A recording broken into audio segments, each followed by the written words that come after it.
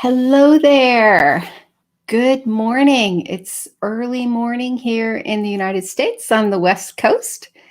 So I am Kathy Spooner. I'm a registered play therapist supervisor, licensed clinical social worker here in the US. And I'm going to be talking about how do you know what to keep in mind and what to look for when you are using Santre therapy with your children and adolescents in the play therapy process. So that's what we're going to talk about today. If you're joining me live, go ahead and post your name in the comments. Let's see who's here, where you're from. Feel free to ask questions or comment, give some of your feedback, join the conversation. If you're watching on the replay, feel free to post your name and where you're from, any questions, also any comments. Go ahead and join the conversation. Are you using Santre? Do you work with children and adolescents and provide mental health counseling? And if you are you using Santre? What's your experience using Santre? Hey, Bridget from Virginia. Hey, Bridget. So I am actually from Virginia. I lived right in Prince William County. So I don't, so it's good to have you on here joining us today. I always like to connect with my Virginia peeps. I moved to the West Coast in Southern Nevada about 5 years ago. So Shirley is a play therapist from the UK. Oh, great, Shirley. So you are using Santre. That's awesome. Well, feel free to post your comments and your feedback. Join the conversation. It's awesome to have you here with us today. All right. So like I said, I'm Kathy Spooner. I'm a licensed clinical social worker, a registered play therapist, here in the United States, working with children, adolescents, and families for almost 30 years in the mental health field. And I love using play therapy and expressive arts. Bridget said she worked in, I'm reading while I'm also talking. So Bridget worked in Prince William and currently living in Lynchburg. It is beautiful there. You have way more green than we have here in the Mojave Desert. And currently looking for a job. Well, good luck with that. In Lynchburg or Prince William. That's awesome. Bridget, you should DM me, so I might be able to give you some pointers where to look. Maybe. I can't promise anything, but feel free to private message me. Alrighty, so today also, if you find the information, please like and share the information across your social media platforms. So let's get started. So Bridget's in Lynchburg. It is really pretty there. Alrighty, so let's get started today. Today, I want to talk about when you're using Santre, some key things you need to keep in mind, and what do you need to look for when you're identifying clinically relevant themes in the Santre process, because it is a projective modality, especially when you're just getting started. So one of the things that I have noticed Shirley, you feel free to jump in because you're using Santre as well. And those of you watching on the replay, feel free to share your tips, especially for people just getting started. What are some tips that you have for people? Because I don't know if you guys remember. I remember when I just got started using Santre, I was so lost. I was so very thankful for my supervisor who was kind of helping me figure things out. I would have been lost without her, to be honest. It was really helpful to have her.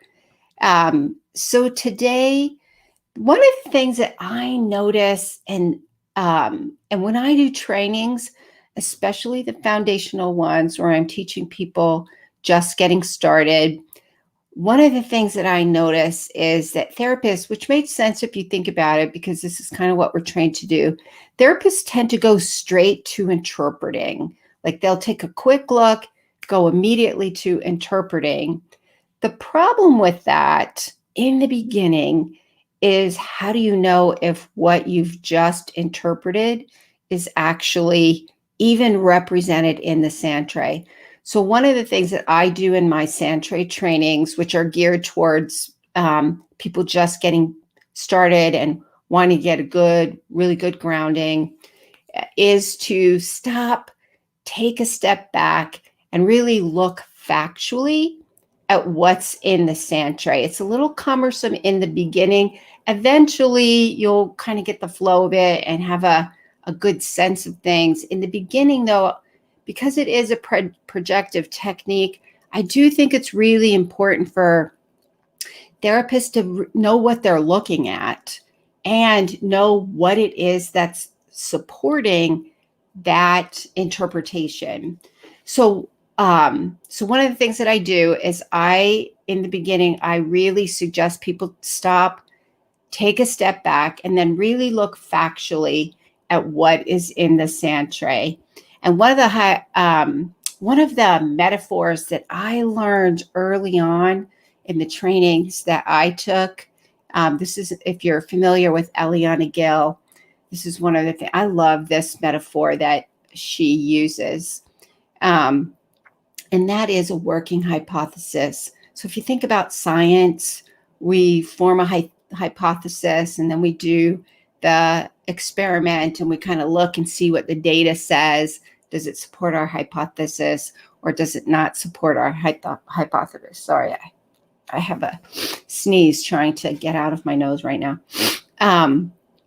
So I like to use that metaphor of working hypothesis. So we want to stop, take a step back, and look to see what is the data in the sand tray, what's represented there, before we go immediately straight to interpretation. Because that's it's really important to know what's in there and what to look for in the sand tray. So first, take a step back and look at what's in there, what's the data, and then see how that supports your hypothesis, so we say. The next thing is so once we've taken a step back and we're looking factually, now what do we look for in the sand tray? We kind of need to break it down into parts to see what's in there, and then we see how that fits in with our working hypothesis. So what do we look for in the sand tray? We look for what miniatures are used, how they're used, meaning where they're placed, what direction they're facing in the sand tray, how they're using them. So I like to give the example, if you have a treasure box, and let's say you have 3 options for treasure boxes. One of them will open and close. One of the treasure box won't. It's just really static. And then maybe another one is really small. So which treasure box do they actually use?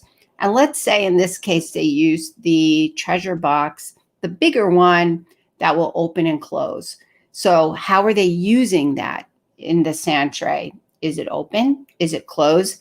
And it also becomes more relevant if you have options for the miniatures, which ones they actually pick, how they use it in there. If it opens and closes, do they have something in it? Do they bury it? Do they keep it open? Do they keep it closed? All of those things, what else is around it? All those things give you really good information. And also you want to make sure that you're looking for any kind of resiliency symbols, because keep in mind, part of our job is to help enhance resiliency within our clients. So look for those strengths, build upon those strengths, and help them resolve any of the things that are causing them difficulties in their lives.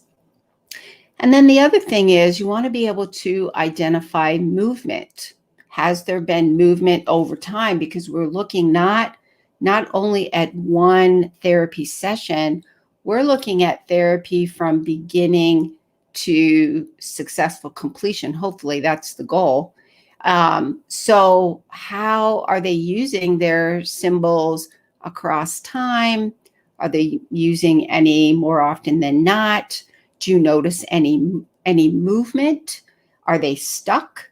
And how do you know what movement looks like? So those are the things I think it's important to keep in mind when you are breaking down the Santre and kind of forming your working hypotheses throughout the treatment process, because all of that information is really going to help you in your clinical decision-making process.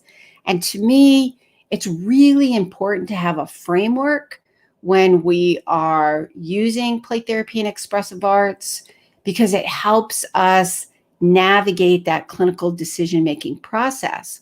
When we're using play therapy and expressive arts, and in this case, we're talking about Santre in particular, these are projective modalities. So it's really important for us, I think, to make sure we have a framework.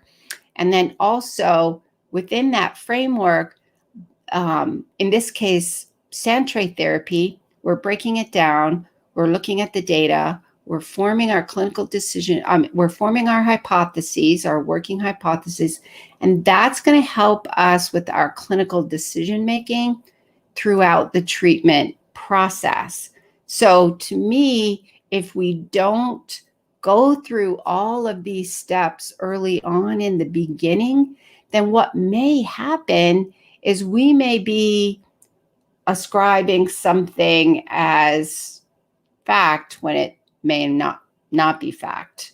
The thing about Santre and expressive arts is it's projective in nature. It's kind of use of metaphor and symbol.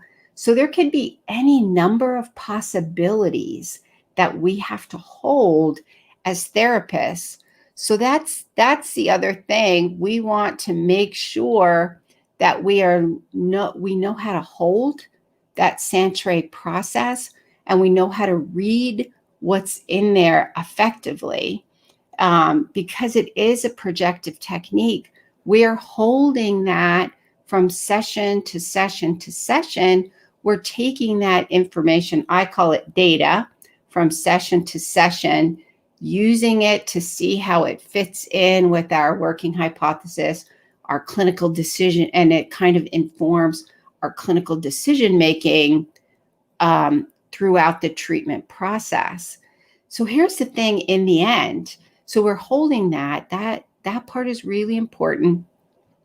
We have to make sure that we are, to me, one of the reasons we want to make sure that we are kind of breaking it down and looking, being very intentional to look to see what's in there, is because we want to make sure that it's not us. We're not projecting our own stuff, so to speak, into what's going on in our client. That's the important piece about using projective modalities, is we have to make sure we know what's us and what's not us, because we don't want to interject our own stuff into that process, because it kind of has the potential to hijack that treatment process for our clients.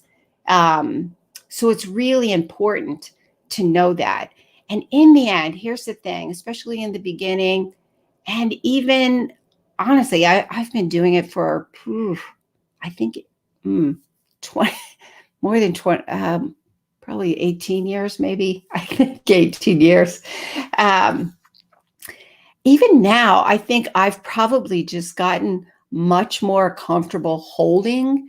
I mean, I can recognize the themes because I've broken them down and I've seen them over time. I know what to look for. Sometimes there are things that stump me, what I've learned to do is hold that, because what I've learned over time is if I hold it effectively and I don't kind of step all over it, my clients are going to use this modality, use symbolic representation to help them move towards healing and wholeness. So because I know I have a framework, because I know I have at least a general idea what's going on in there, I can then hold that and trust the process, that if I hold that effectively, then my client will naturally move towards healing and wholeness in the process. And so we want to make sure that we know what we're looking for in the sand tray. We can break it down and understand, okay, why is that a clinically relevant theme? We also want to make sure that we're holding it effectively, holding that process effectively, so that we're not stepping all over the process, because theoretically, if I hold that sacred space for my client, they will naturally, intrinsically move towards healing and wholeness using symbolic representation to work through whatever it is that they need to work through. So it's kind of both. We want to make sure that we are not so focused on getting everything perfect that we end up not creating that safe space for our clients. And to me, first and foremost, in the end, we need to have clinical skill. We need to know what we're looking for. To me, that's why supervision and training are key.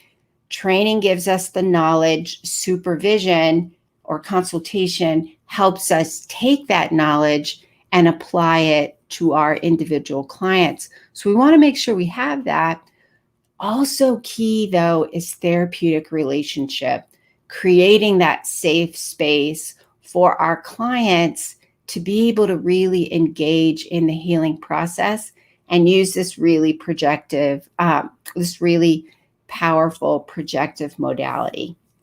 So that is it for today.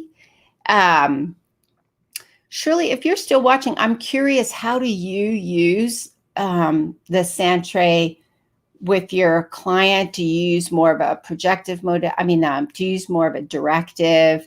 Do you use it as part of your child-centered?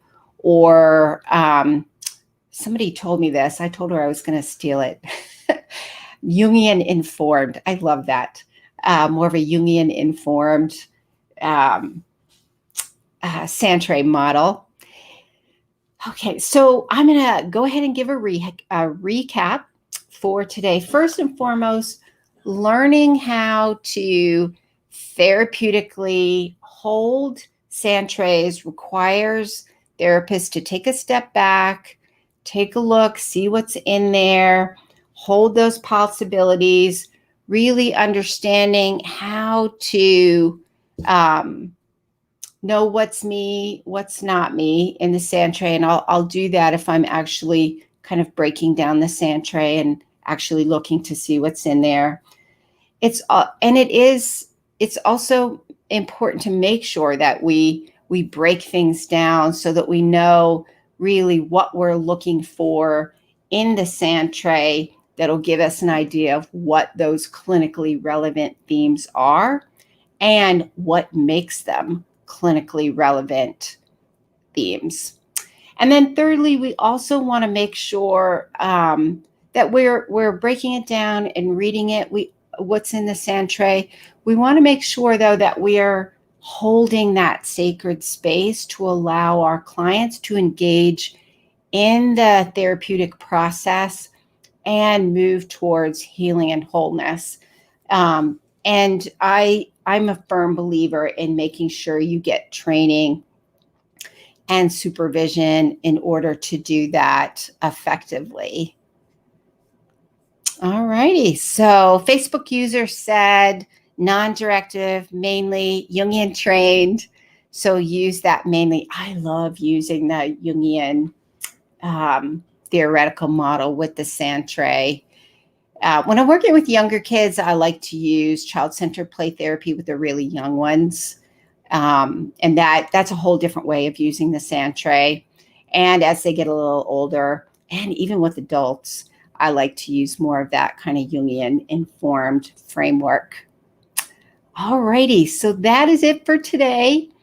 And if you found this helpful, please like and share the information across your social media platforms. I stream into my private Facebook group for mental health professionals using play therapy and expressive arts.